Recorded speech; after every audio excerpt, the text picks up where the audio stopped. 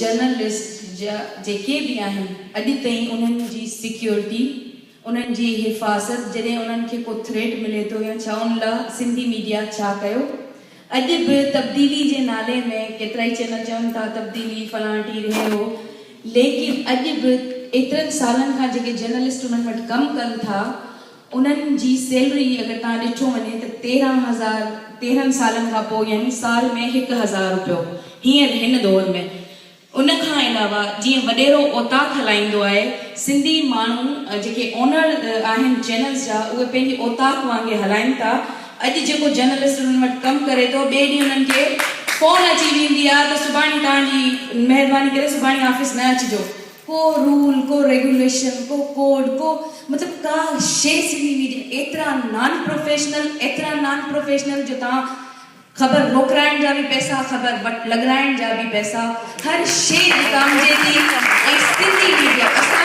सिंधी जॾहिं असां सिंध जे issue uncle खां हिते ॿुधां पई सिंध जे इशूज़ ते हिन ते ऐं रहियो नथो मुंहिंजो नेट ॻाल्हायां थी ऐं अची ॻाल्हायो अथमि लेकिन मेहता बाबा मुझे नालो ॿुधाईंदी हाँ चाहिए ना सर विकाम त उहो त उन्हनि चयो त सुठो आंसर हो त तिजोरी में कोन्हे विकाम जन जी आहे मुंहिंजो नालो शीरी आहे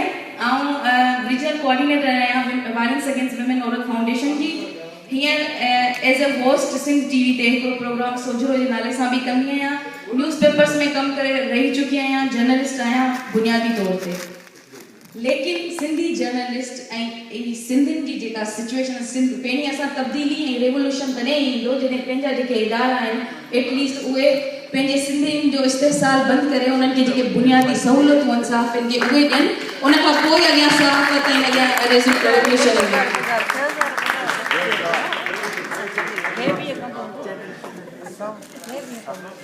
हाणे जी ॻाल्हि इहा आहे त सिंधी मीडिया में मुंहिंजो आहे 8 हिसो मां ॿुधाए चुको आहियां 8 चैनल आहिनि जेकॾहिं मां पंहिंजे चैनल जी ॻाल्हि कयां त असांजी सूरत हाल हर गुरू अहिड़ी कान्हे जेका तव्हां हिते पिक्चर पेंट कई आहे असांजो डायरेक्टर न्यूज़ जी पघार मुनो लाख रुपया आहे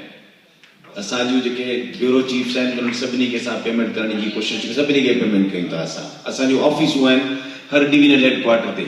हाणे रही ॻाल्हि इहा आहे त जेकॾहिं तव्हांखे कंहिं चैनल जो ख़राबु एक्सपीरियंस आहे त उन में उतां जो असां MBA पढ़ी आहे त उन में कल्चर ऑफ द ऑर्गेनाइज़ेशन ॾाढो इम्पोर्टेंट आहे उन्हनि पंहिंजे इदारे जो पंहिंजो कल्चर आहे अदी वेठी आहे मूंसां मौज असांजी अदी उहा ज़रूरु सम्झंदी जब इहा ॻाल्हि ज़रूरु तव्हांखे ॿुधाईंदी त हुनजे इदारे जो कल्चर पंहिंजो आहे त जंग जो पंहिंजो आहे त वरी ARY जो पंहिंजो आहे हर इदारे जो कल्चर पंहिंजो आहे तंहिंजे करे हर का बकरी पंहिंजे फाए टंगदी असां हुनजो हिसो कोन्ह जेके इन क़िस्म जी ज्यादती था कनि पर कजो मूंखे बि मां थोरो ॿुधायां त असांजो सिंधी सहाफ़ी बि छो त ट्राइबल कल्चर जो आहे उहो बि ॾाढो मुड़सीरारी थो करे किथे किथे सो अहिड़ी क़िस्म जा केसिस अचनि था